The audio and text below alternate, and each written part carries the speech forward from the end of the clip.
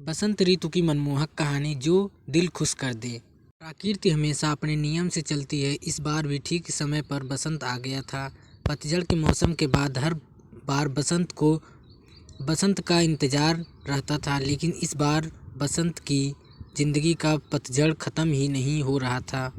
सुबह सुबह ही सास के ताने सुनने के बाद बसंत के दिन की शुरुआत होती थी।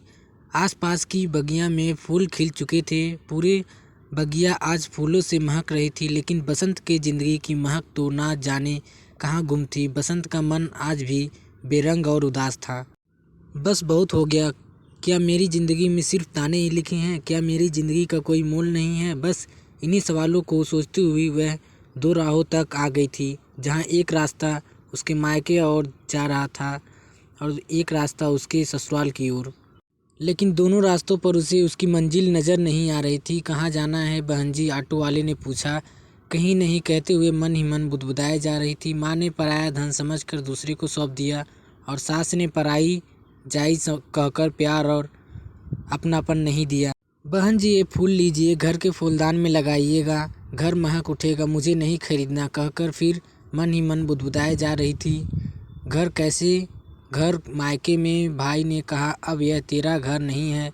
ससुराल में पति ने कहा यह मेरा घर है। मेरे पास तो कोई हुनर भी नहीं है। जब भी कुछ करना या सीखना चाहा तो माँ का जवाब होता अपने घर ससुराल में करना, और सासू माँ का ताना होता मायके में क्या सीखी। लंबी सांस लेते हुए बसंत के बुदबुदाने की काम जारी था।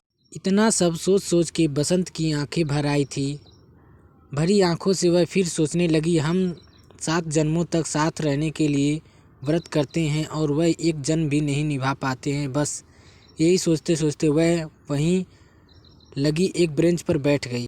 तभी सामने लगे एक फ्लैक्स पर उसकी नज़र पड़ी। दोनों पैर ना होते हुए भी एवरेस्ट पर चढ़ाई करने वाली महिला गले में पड़े मेडल को चूमती हुई दिखाई दी। उसने बड़े गौर से उसका फ्लैक्स पर देखा, फिर अपने आप पर गौर किया।